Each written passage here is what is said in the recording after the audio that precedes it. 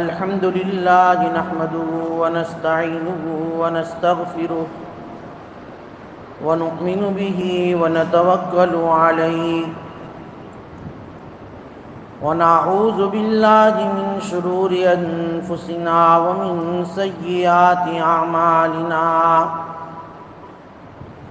من يهده الله فلا مضل له ومن يضلله فلا هادي له ونشهد أن لا إله إلا الله وحده لا شريك له ونشهد أن سيدنا ومولانا محمدا عبده ورسوله أما بعد فأعوذ بالله من الشيطان الرجيم بسم الله الرحمن الرحيم سبحان الذي يسرى بعبده ليلا من المسجد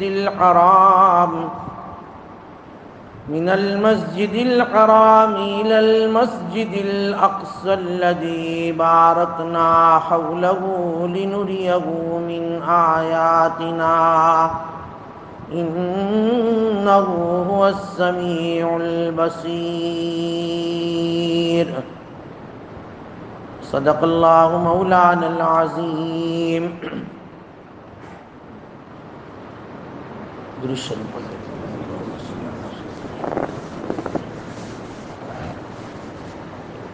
واجب الاحترام بزرگوں، دوستو، رجب المرجب کا مہینہ چل رہا ہے. جمعہ کے دن میں نے وعدہ کیا تھا کہ حضرت سلیمان علیہ السلام کی وہ 5 دعائیں جو انہوں نے بیت المقدس کی تعمیر کے بعد اللہ سے مانگی تھی، کیونکہ معراج کا جو واقعہ ہے مشہور قول کے مطابق رجب کی 27 تاریخ کو ہے. آپ علیہ السلام کو معراج ہوئی، یہ تو یقینی بات ہے، لیکن اس کی تاریخ کے بارے میں علماء کا اختلاف. مشہور قول کے مطابق 27 رجب، دیکھو آج 23 تو ہو گئی اور مغرب کے بعد 24.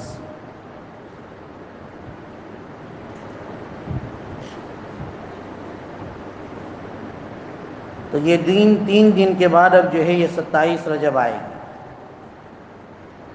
معراج کا تفصیلی واقعہ تو ہم جو ہے گزشتہ سال بھی، اس سے پہلے بھی ہم نے سنا تھا. معراج کی واقعے کی ابتدا مسجد حرام سے ہوئی. قرآن کریم کی جو آیت میں نے پڑھی اس میں اللہ تعالیٰ نے یہی بتایا کہ مسجد الحرام الی المسجد الاقصی. جب اللہ تبارک و تعالیٰ کو اپنے پاس بلانا تھا، علماء نے لکھا ہے، تو پھر مسجد اقصی پہلے کیوں لایا گیا اللہ کے نبی صلی اللہ علیہ وسلم؟ پھر وہاں سے معراج کروائی. یہ 2 مسجدیں جو ہے مسجد حرام اور مسجد اقصی،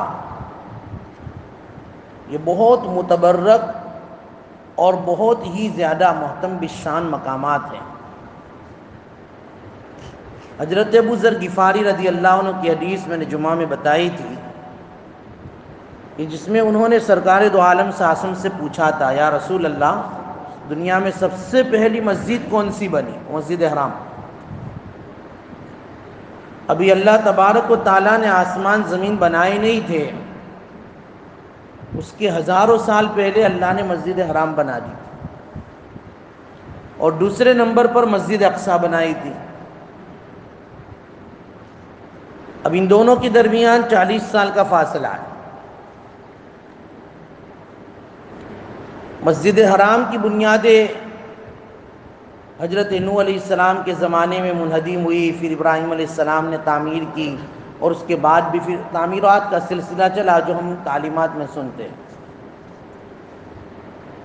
مسجد اقصی حضرت داؤد علیہ السلام نے اس کی جو ہے بنیاد ڈالی تھی، اور تکمیل حضرت سلیمان علیہ السلام نے کی.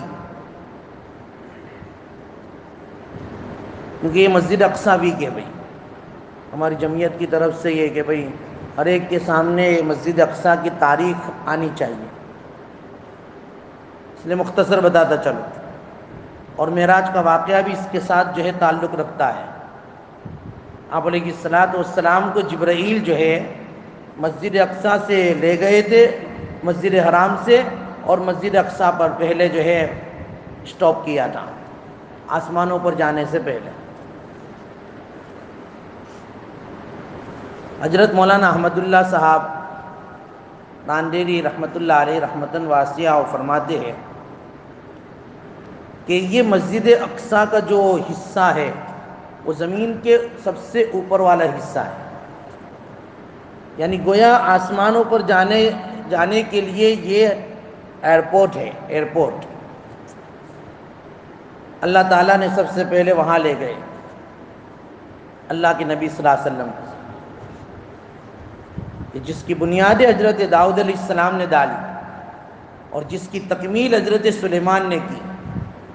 36 سال تک، 13 سال کی عمر میں حکومت ملی، 53 سال کی عمر میں انتقال ہوا، اور حکومت ملنے کے 4 سال کے بعد حضرت سلیمان نے اس کی تعمیر کا کام شروع کیا تھا۔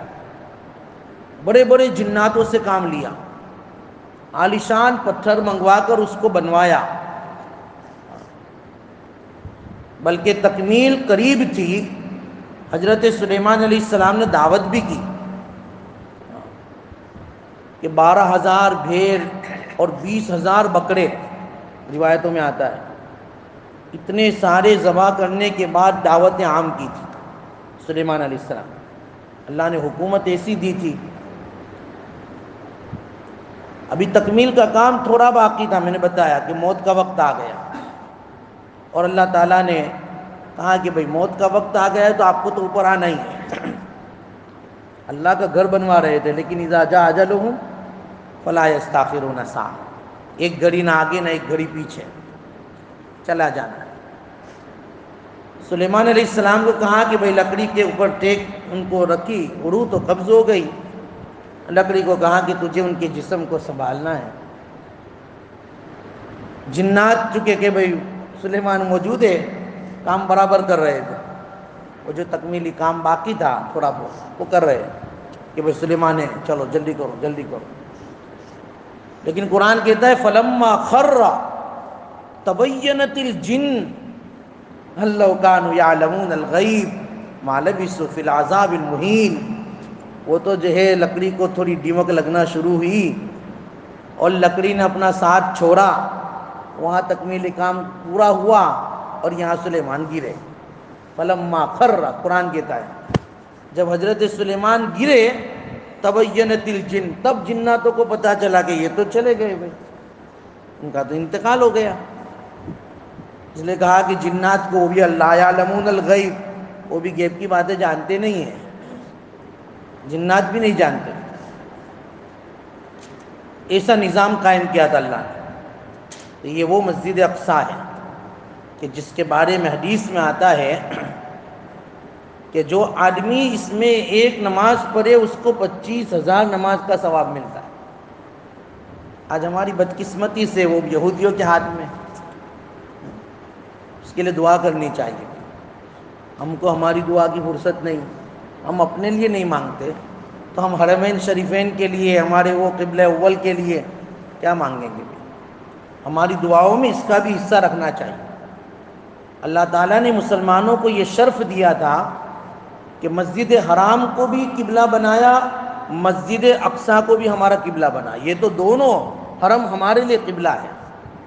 قبلہ اول حضرت مدینہ منورہ آپ علیہ السلام گئے تھے، 17 مہینے تک اسی کی طرف رک کر کے نمازیں پڑھی، یہ ہمارے لیے خوش قسمتی ہے۔ تو ہمارا قبلہ اول ہے، تو ان کی آزادی کے لیے بھی دعا کرنی چاہیے، اللہ ان کو بھی، اس کو بھی آباد کرے اور ظالموں کی تسلط سے اس کی حفاظت فرمائے، اس سے دعائیں کرنی چاہیے۔ ایک نماز پڑھو 25,000 نماز کا ثواب۔ حضرت سلیمان علیہ السلام نے اس کی تعمیر جو کی، اس دوران کی 5 دعائیں مانگی۔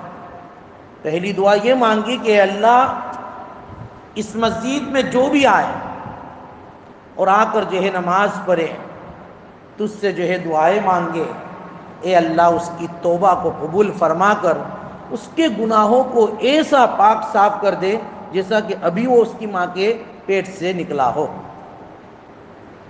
دیکھو ایک دعا یہ مانگو، کتنی بڑی سعادت ہے کہ بھئی وہاں جا کر نماز پڑھ کر دعا مانگنا۔ اللہ تبارک و تعالیٰ کے نبی حضرت سلیمان علیہ السلام کی دعا ہے کہ اللہ تو اس کی توبہ کو قبول فرما لے، اس کی توبہ قبول فرما۔ اللہ ہماری بھی وہاں کی حاضری مقدر فرمائے، ہم تم سب کو لے جاوے۔ دوسری دعا مانگی، اے اللہ اس مسجد میں جو بھی آوے اس کی جو بھی دنیاوی حاجت ہو، ضرورت ہو، اے اللہ تو اس کو اپنے فضل سے پورا فرما۔ وہاں کی حاضری، وہاں پر نماز پڑھنا، وہاں پر دعا کرنا، اور وہاں صرف حاضر ہونے پر حضرت سلیمان علیہ السلام نے یہ دعا فرمایا کہ اللہ تو اس کی حاجت کو پورا فرما، اس کی ضرورت کو تو پورا فرما۔ تیسری دعا مانگی، اے اللہ جو اس مسجد میں آئے وہ محتاج ہو، فقیر ہو، دنیاوی اعتبار سے قلاص ہو، اے اللہ تو اپنے فضل سے اس کو غنی فرما، اے اللہ اپنے فضل سے اس کو غنی فرما۔ یہ دعا مانگی۔ چوتھی دعا حضرت سلیمان علیہ السلام نے اللہ سے مانگی کہ اللہ جو بھی بندہ تیری اس مسجد میں آئے، اللہ وہ بیمار ہو، اس کی نہ جانے کون سی بیماری اس کے ساتھ ملحق اور لاحق ہے، تو اے اللہ تو اس کو اس کی بیماری سے شفا عطا فرما، اس کو بیماری سے شفا عطا فرما۔ نبیوں کی دعا بھی جامع دعا ہوتی تھی، ایک ایک پوائنٹ کو دیکھو تو صحیح، توبہ کی قبولیت، حاجت کی جو ہے برابری کہ حاجت پوری ہو، نمبر 3 پر جو ہے فقیر محتاج ہو، اللہ اس کو غنی فرما، اللہ بیمار ہو اس کو شفا عطا فرما۔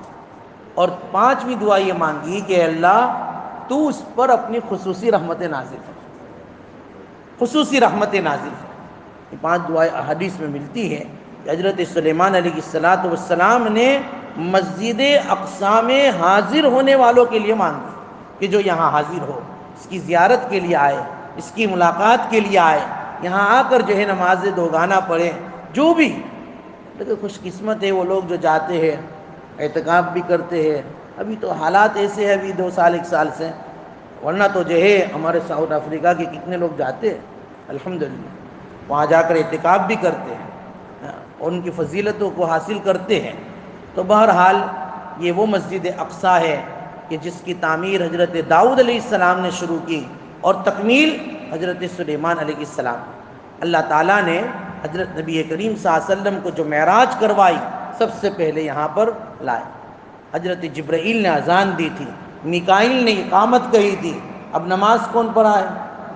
سارے نبی موجود ہیں، مثالی روحوں کے ساتھ، جسموں کے ساتھ اللہ نے تمام انبیاء علیہ السلام کو یہاں پر جمع کر دیا، سب کی ملاقات ہوئی، جتنے بھی انبیاء دنیا میں آئے تھے سب کو اللہ نے وہاں جمع کر دیا، اور حضرت نبی کریم صلی اللہ علیہ وسلم بھی موجود ہے، وہاں حاضر ہے، ناظر ہے۔ اب جبرائیل اذان دے رہے، میکائیل اقامت کر رہے، نماز کون پڑھائے؟ سب ایک دوسرے کا منہ دیکھ رہے ہیں کہ بھئی کس کی باری لگتی ہے، کہ بھئی جبرائیل نے اللہ سے پوچھا، اے اللہ امامت کے لیے کس کو آگے کیا جائے؟ آدم بھی ہے، ابراہیم بھی ہے، اسماعیل بھی ہے، یوسف بھی ہے، عیسیٰ بھی ہے، موسیٰ بھی ہے، جلیل القدر نبی انبیاء علیہم السلام۔ اللہ نے ارشاد فرمایا کہ جس کا روحانی وزن پاورفل ہو اس کو کرو، آگے وزن کرو، جسمانی اعتبار سے نہیں، روحانی اعتبار سے۔ اور وہ وزن اللہ کے نبی صلی اللہ علیہ وسلم کا جو ہے کامل و مکمل تھے، اسی لیے تو حضرت جبرائیل علیہ السلام نے کہا تھا کہ آفاقہا گردیدہم محربوتا ورزیدہم بسیار کوبا دیدہم لیکن تو چیز دیگری۔ جبرائیل علیہ السلام نے کہا، ارے میں تو آدم علیہ السلام سے لے کر اے نبی صلی اللہ علیہ وسلم تیری زندگی اور تیری بعثت تک تمام انبیاء کی ملاقات کی ہے، مشرق سے لے کر مغرب تک گھماؤں، پوری دنیا کے اندر چکر لگایا ہے، اے نبی تو چیزیں دیگری، تو چیز ہی الگ ہے۔ بہت لوگوں کو دیکھا ہے، حسینوں کے حسین کو بھی دیکھا ہے، جمیلوں کے جمیل کو بھی دیکھا ہے، لیکن تو چیزیں دیگری۔ اللہ تعالیٰ نے ایسے نبی کے امتی ہم کو بنایا ہے، اللہ ہمیں قدر کی توفیق عطا فرمائے۔ بہرحال اللہ کے نبی صلی اللہ علیہ وسلم نے نماز پڑھائی تھی تمام انبیاء کو، اور وہاں پر ہی امام الانبیاء بنے۔ یہاں پر علماء کرام نے ایک نقطہ نکالا، دیکھو کہ نبی حاضر تھے، نبیوں کی بھی ہمت نہیں تھی کہ وہ امام بنے، اور ان کی بھی جو ہے یہ مقام نہیں تھا کہ وہ آگے بڑھے۔ تو اگر اللہ کے نبی ہر جگہ حاضر موجود ہوتے تو پھر آج کل 1400 سال کے بعد ہم جیسے اماموں کا کی کوئی حیثیت تھی کہ وہ آگے بڑھتے؟ نبی موجود ہے تو۔ اگر کوئی ایسا عقیدہ رکھتا ہے کہ نبی تو حاضر ناظر ہے، موجود ہے ہر جگہ، جیسے اللہ حاضر ناظر، اللہ ہر جگہ موجود ہے، تو پھر کوئی امامت کر سکتا؟ بھائی نبی حاضر ہے تو نبی کر لیتے امامت۔ لہٰذا اللہ ہے بھائی، نبی نبی ہے، اپنا مقام عبد الگ ہے اور خالق الگ ہے، یہ دونوں میں اللہ تعالیٰ فرق ہمیں نصیب فرمائے۔ ہاں، اس کا فرق اگر آ گیا تو بہت کامیابی کی بات ہے، کیونکہ شرک اللہ کو بہت ناپسند ہے۔ اللہ کی ذات میں کسی کو شریک نہ کرو، یہ اللہ کو بالکل پسند نہیں۔ ہاں، نبی کی محبت، نبی کی عظمت، نبی کا مقام سر آنکھوں پر، ارے وہ اس کے بغیر تو یہ کائنات کا وجود ہی نہیں ہے۔ ہاں، ہم تو جو ہے اللہ کے نبی صلی اللہ علیہ وسلم کو، یہ ہمارا یہ عقیدہ ہے کہ بھئی نبی موجود نہ ہوتے تو یہ کائنات کو اللہ نہ سجاتے نہ بناتے۔ ہاں، بہرحال اللہ تعالیٰ نے حضرت نبی کریم صلی اللہ علیہ وسلم کو معراج پر بلایا، آسمانوں کی سیر کروائی، پہلے آسمان پر جب دستک دی وہاں پر پرزور استقبال ہوا، پرزور استقبال۔ ہاں، انبیاء علیہ السلام کی، بڑے بڑے نبیوں کی پھر ملاقات، دیکھو یہاں تو ہو گئی تھی، وہاں بھی الگ سے ملاقات، پرسنل خصوصی ملاقات، یہاں عمومی ہوئی تھی، اب خصوصی ملاقات ہو رہی ہے۔ پہلے آسمان پر آدم علیہ السلام، دوسرے آسمان پر حضرت عیسیٰ اور یحییٰ علیہ السلام، تیسرے آسمان پر جو ہے حضرت یوسف علیہ السلام، چوتھے آسمان پر حضرت جو ہے ابراہیم حضرت ادریس علیہ السلام، چوتھے آسمان پر حضرت ادریس علیہ السلام کی ملاقات، پانچویں آسمان پر حضرت ہارون علیہ السلام کی ملاقات، چھٹے آسمان پر حضرت موسیٰ علیہ السلام کی ملاقات، اور ساتویں آسمان پر حضرت ابراہیم علیہ السلام۔ ہر ایک کی جو ہے خیریت، اور ہر ایک نے جو ہے استقبال کیا، ہر ایک نے اچھی طرح بات جو تفصیلاً جو ہے بتاتے ہوئے ہم نے سنا ہے۔ بہرحال آپ علیہ السلام آگے گئے، سدرۃ المنتہا تک پہنچے، سات آسمانوں کے اوپر، وَلَقَدْ رَآهُ نَزْلَةً أُخْرَىٰ، اب جبرائیل علیہ السلام کو اصلی صورت میں دیکھنے کا موقع ملا، ہاں، جن کے پر اتنے بڑے بڑے۔ حضرت نبی کریم صلی اللہ علیہ وسلم نے ایک مرتبہ تو دیکھ لیا تھا غار حرا میں، قرآن کہتا ہے وَلَقَدْ رَآهُ نَزْلَةً أُخْرَىٰ، دوسری مرتبہ دیکھا، دوسری مرتبہ، اور حضرت نبی کریم صلی اللہ علیہ وسلم کو کہا کہ بس یہاں میرا ویزا ختم، میری جو ہے یہاں سے پرواز نہیں، اب یہاں سے آپ جائیے، کہ سدرا منزل روح الامین کی،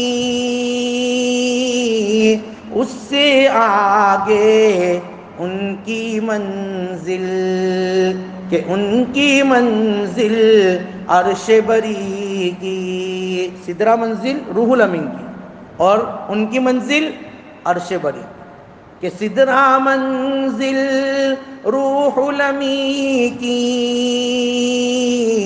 ان کی منزل عرش بری کی، ان کا تصدق کوثر و زمزم صلی اللہ علیہ وسلم۔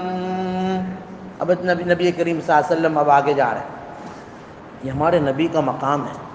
دیکھیے آپ علیہ السلام آگے کا سفر ہوا، اور سدرۃ المنتہا، کہ بھئی قرآن کہتا ہے کہ عند سدرۃ المنتہا عندہا جنت الماوا، سدرۃ المنتہا وہاں ہے جہاں جنت ہے، اور جنت سے بھی آگے عرش تک اللہ کے نبی صلی اللہ علیہ وسلم کا جو ہے گزر ہوا۔ آپ علیہ الصلوۃ والسلام، قرآن کہتا ہے ثم دنا فتدلی فکان قاب قوسین او ادنی، بہت قریب ہو گئے، اتنے قریب ہو گئے جیسے کہ کمان اور تیر۔ مثال دی قرآن نے کہ بھئی تیر اور کمان کے اندر کتنا فاصلہ، کہ بس ایک میں اتنا ہی فاصلہ خالق اور جو ہے محبوب کا۔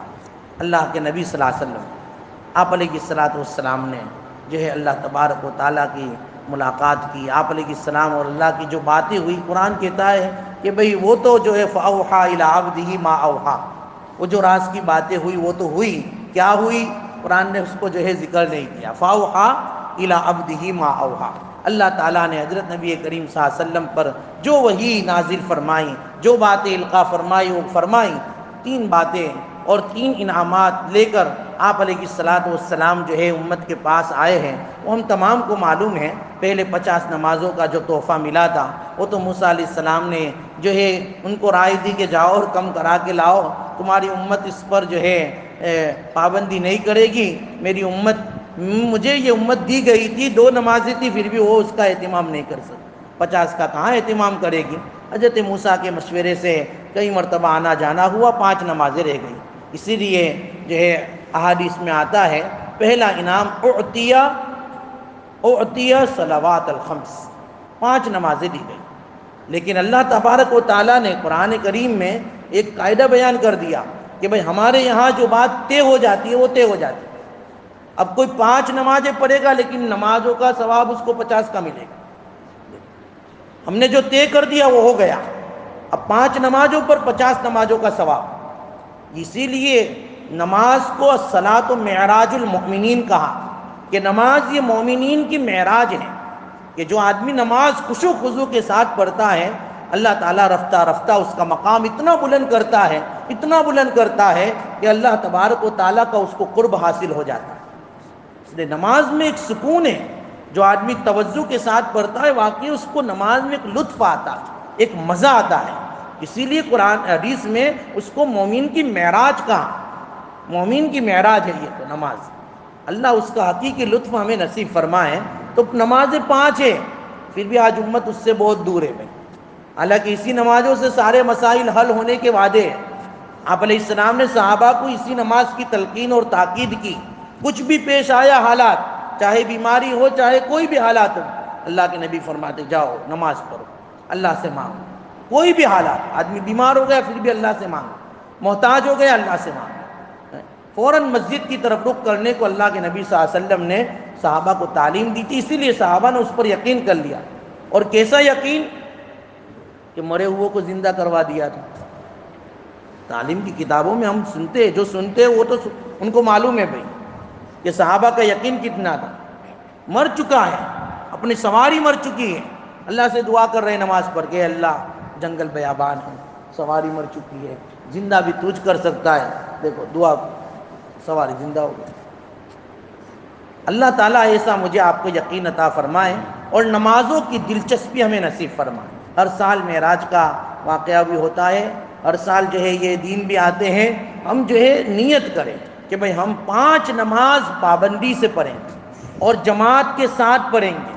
الحمدللہ بھی مسجد کھلی ہے، قدر کر لو، ذرہ برابر بھی جو ہے ذہن میں یہ بات مت لاؤ، ورنہ تو جو ہے عام متن ابھی حالات ایسے ہو گئے کہ بھئی بیماری سے لوگ اتنے ڈر رہے ہیں کہ نہیں، اور بالکل فخر سے کہتے ہیں۔ کل ایک صاحب ملے کہ بھئی آپ دکھائیں، نہیں ہم مسجد میں نہیں آتے، ہم تو گھر میں پڑھتے، گھر میں پڑھتے۔ بھئی کیوں؟ مسجد میں یار احتیاط نہیں ہوتی ہے، لوگ یہ کھانستے ہیں، وہ کرتے ہیں۔ میں نے کہا آپ جس جگہ پر کھڑے ہو شادی کے موقع پر کل، میں نے کہا وہاں آج یہاں اتنا جو مجمع ہے نا، اتنا مجمع تو مسجد میں بھی نہیں ہوتا ہے، اور یہاں کھا پی کر دال پی کر ابھی جو کھانسیں گے لوگ، اتنا تو وہاں مسجد میں بھی کوئی نہیں کھانستا ہے۔ یعنی امت کو مسجدوں سے کتنا دور کیا ہے دیکھو لوگوں نے، معمولی بہانوں سے ہم نے مسجدوں کو چھوڑ دیا اور مسجدوں کو چھوڑ رہے ہیں۔ اتنی ساری ناقدری کی اور ناقدری کے جو ہے حالات ہم نے دیکھ رہے ہیں۔ اس کے باوجود بھی آج اتنا بڑا طبقہ، اتنا بڑا مجمع ہمارے اس علاقے میں ایسا ہے جو ابھی تک مسجد میں نہیں آتا.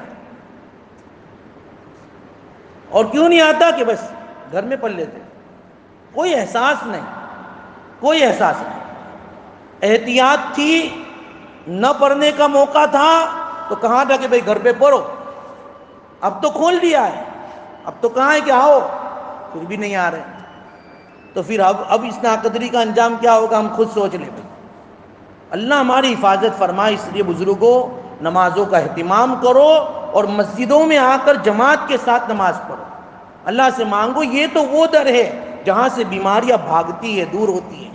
یہاں سے بیماریاں سپلائی نہیں ہوتی ہیں، یہاں سے تو شفائیں سپلائی ہوتی ہیں، یہاں سے تو رحمتیں سپلائی ہوتی ہیں. اس رحمتوں کو ہمیں لینا ہے، ان شفا کو ہمیں حاصل یہاں آ کر کرنا ہے. اللہ اس کا یقین ہمیں نصیب فرمائے. نمبر 2 انعام جو اللہ نے نبی کریم صلی اللہ علیہ وسلم کے ذریعے ہم کو دیا ہے وہ ہے اعطیہ سورۃ بقرہ، خاتم سورۃ البقرہ، سورہ بقرہ کی آخری آیتیں. یہ نبی کریم صلی اللہ علیہ وسلم کو معراج سے ملی. اس کا مضمون کیا ہے؟ ان آخری صورتوں میں دعا ہے. دعا آپ دعا پڑھے. سورہ بقرہ کے آخری جو رکوع ہے اور آخری جو آیتیں ہیں، ان آیتوں میں اللہ تبارک و تعالیٰ نے اپنے سے مانگنا سکھایا کہ بھئی مجھ سے کیا مانگو، کیسا مانگو. اب دیکھو یہ کتنا اچھا معبود ہے کہ خود ہم سے جو ہے مانگنے کا طریقہ خود ہی سکھاتا ہے کہ ربنا لا تؤاخذنا ان نسینا او اخطأنا. اے اللہ ہماری پکڑ نہ فرما اگر ہم بھول جائے، ہم سے غلطی ہو جائے. اے اللہ تو ہماری گرفت نہ فرما، ہم کمزور ہیں. خود اللہ نے سکھایا ہے، سکھایا پھر بھی ہم نہیں مانگتے. اس لیے دعاؤں کا اہتمام کرو. سورہ بقرہ کی جو آخری صورتیں ہیں اس کو بھی پڑھنے کا روزانہ اہتمام کرو. روزانہ اگر جو ہے دین میں نہ پڑھ سکے تو رات میں سونے سے پہلے اس کو پڑھ لیا کرو. سورہ بقرہ کی آخری چند آیتیں، جو 3 آیتیں ہیں، ان آیتوں کو پڑھ کر سونے کا اہتمام کرو. اس میں جو ہے مکمل مغفرت اللہ سے مانگی گئی. مکمل آدمی کی ضعف اور کمزوری کا اعتراف ہے کہ بھئی اللہ ہم بھول گئے، خطا ہو گئی ہے، تو درگزر فرما. اے اللہ تو ہم پر اتنا بوجھ نہ ڈال جس کی ہم سکت نہ رکھ سکے، ہم طاقت نہ رکھ سکے. اے اللہ درگزر کا معاملہ فرما، اے اللہ معاف فرما، اے اللہ رحم فرما. اے اللہ تو بڑا رحم کرنے والا ہے. اے اللہ تو مدد فرما کافرین قوم پر. دیکھو اللہ تعالیٰ نے خود ہمیں سکھایا ہے تو اس کو ہم مانگیں گے. نمازوں کا اہتمام ہو. سورۃ البقرہ کی آخری جو ہے چند آیتیں ہیں اس کا بھی اہتمام ہو. اور نمبر 3 پر غفر لمن لا یشرک باللہ شیئا، جو بھی اللہ کے ساتھ کسی چیز کو شریک نہیں کرے گا اس کے لیے مغفرت کا پروانہ ہے. اللہ مغفرت فرما دیں گے. اللہ بڑے بڑے گناہوں کو معاف کرنے پر قادر ہے بھائی.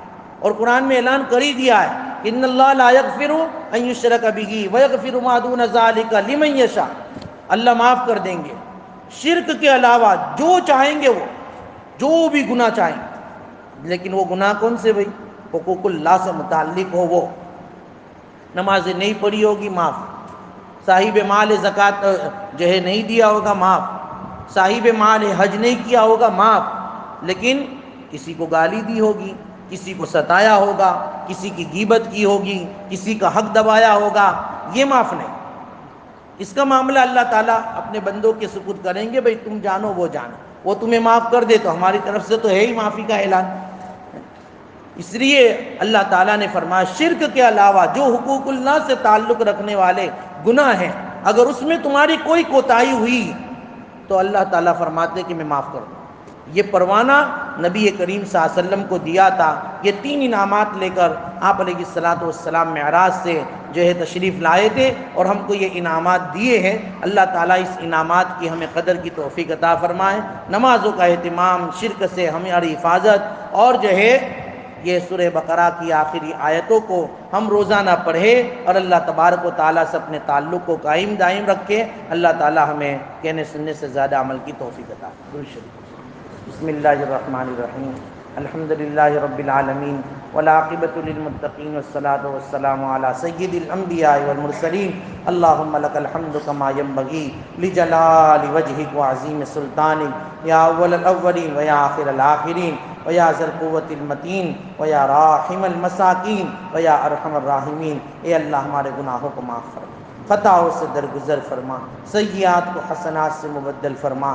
مولا اس مل بیٹھنے کو قبول فرما، اے اللہ مل بیٹھنے کو بے انتہا قبول فرما۔ اے اللہ رحم کا معاملہ فرما، عافیت مقدر فرما۔ اے اللہ مسجدوں کا ہمیں نمازی بنا، اے اللہ مسجدوں کا ہمیں نمازی بنا، کعبہ کا حاجی بنا، اے اللہ میدان کا غازی بنا۔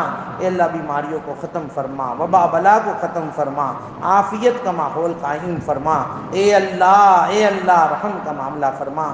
جو بھی ہمارے حضرات بیمار ہے اللہ، مرد عورتیں، اے اللہ بچے بوڑھے، اے اللہ سب کو شفائے کاملہ عطا فرما، سب کو شفائے کاملہ عطا فرما۔ جو مرحوم ہو چکے سب کی مغفرت فرما، سب کی مغفرت فرما، اے اللہ سب کی مغفرت فرما۔ اے اللہ ہمیں بھی موت سے پہلے موت کی تیاری کی توفیق عطا فرما، موت کی تیاری کی توفیق عطا فرما، اعمال صالحہ کی محبت عطا فرما، سیئہ کی نفرت، اعمال سیئہ کی نفرت ہمیں پیدا فرما، ہمارے اندر پیدا فرما۔ اے اللہ ہمارے اندر پیدا فرما، رحم کا معاملہ فرما۔ اے اللہ جو مانگا عطا فرما، مانگنے سے رہ گیا وہ بھی عطا فرما۔ اے اللہ ہماری دعاؤں کو محض اپنے فضل و کرم سے نبی کریم صلی اللہ علیہ وسلم کے صدقے طفیل میں قبول فرما۔ اللہم ربنا تقبل منا انکا انت السمیع العلیم وتب علینا انکا انت التواب الرحیم۔ صلی اللہ تعالی علی خیر خلقہ محمد و آلہ و اصحابہ۔